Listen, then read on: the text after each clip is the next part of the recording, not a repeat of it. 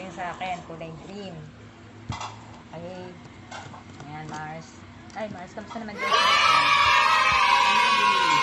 So, ganito na sana kaliliit, Mars, muna yung apple. Huwag mo masyadong lakihan. Kasi syempre, naman, nandito ang ating blender. So, dapat bagay-bagay. So, actually, pwede mo rin lagyan ng ice. Kaya lang, yung cubes lang na dapat maliit lang. So, huwag mong punuin. Okay, siguro tama na yan. Tapos, pwede mo siyang, actually, haluan ng konting, kung meron kang fresh milk, or lagyan natin ng konting water lang na madami. Konti lang muna. Yan, may fresh milk pala ko doon. Fresh milk. Okay. O, sige. Ito yung fresh milk. Wala kasi kami fresh milk. Tubig-tubig na lang tayo.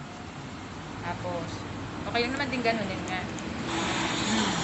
Diba? Kailangan talaga meron siyang liquid, Mars. Mars, Kata mo, yung liquid kasi masyado kasing matigas yung apple. So, tendency.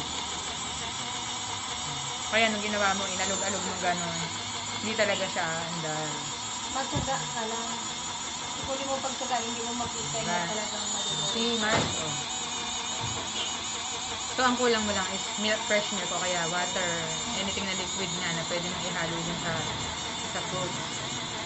Ay, kaya may style pala talaga siya. Ganda sana may fresh milk. Sabagay, pwede na rin. Pwede na Mars, Isa pa. Diba? Andal siya. Lagyan mo na lang ng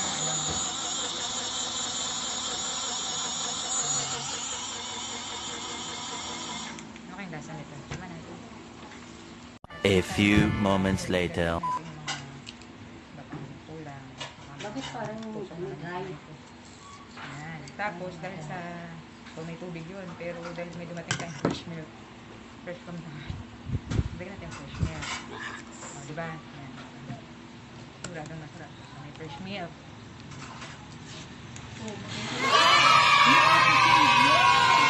Sarap, diba? Ganon. So, for first time, kung wala kang fresh milk water, pero start pwede na rin fresh milk agad. Haluan mo agad siya ng anything na liquid.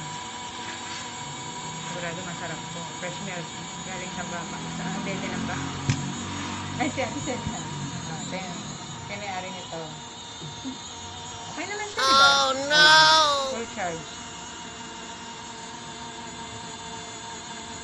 Ngayon, titignan na natin. Okay. Ate, saan ba? Tikim tayo.